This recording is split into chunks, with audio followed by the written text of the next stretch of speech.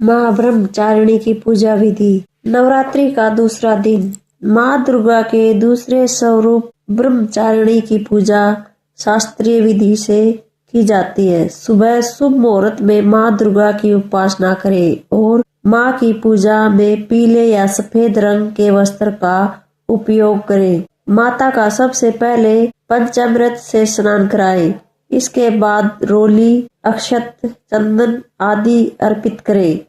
माँ ब्रह्मचारिणी की पूजा में गुड़हल या कमल के फूल का ही प्रयोग करें। माता को दूध से बनी चीजों का ही भोग लगाएं। इसके साथ ही मन में माता के मंत्र या जयकारे लगाते रहे।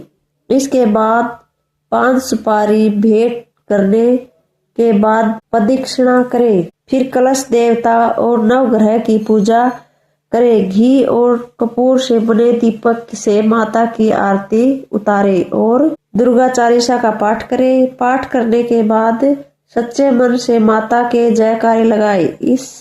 इससे माता की असीम अनुकंपा प्राप्त होगी। माता ब्रह्मचारिणी का पूजा मंत्र है, या देवी सर्वभूतेषु माँ ब्रह्मचारिणी रूपेण संस्था। नमस्तस्यै नमस्तस्यै नमस्तस्यै नमो नमः। मंत्र ओम देवी ब्रह्मचारिणी नमः। जय माता दी। दूसरे दिन की कथा इस प्रकार है। ब्रह्मचारिणी की पूजा की जाती है दूसरे दिन और इसकी कथा इस प्रकार है।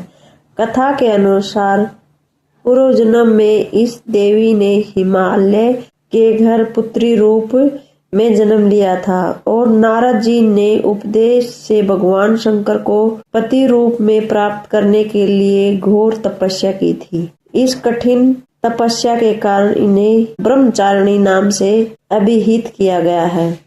1000 वर्ष तक इन्होंने केवल फल फूल खाकर बिताए और 100 वर्षों तक केवल जमीन पर रहकर शाख पर निर्वाह किया। कुछ दिनों तक कठिन उपवास रखे और खुले आकाश के नीचे वर्षा और धूप के घोर कष्ट सहे। 3000 वर्ष तक टूटे हुए बेल पत्र खाए और भगवान शंकर की आराधना करती रही। इसके बाद तो उन्होंने सूखे बेल पत्र खाना भी छोड़ दिए।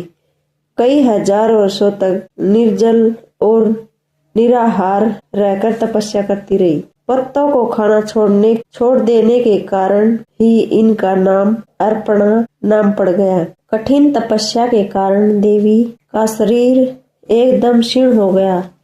देवता, ऋषि, सिद्धगण, मुनि सभी ने ब्रह्मचारिणी की तपस्या को अद्भुत पुण्य कृत बताया, सराहना की और कहा, हे देवी, आज तक किसी ने इस तरह की कठोर तपस्या नहीं की। यह तुम्ही से ही संभव थी। तुम्हारी मनोकामना पूर्ण होंगी और भगवान चंद्रमौली शिवजी तुम्हें पति रूप में प्राप्त होंगे। तब तपस्या छोड़कर घर लौट जाओ।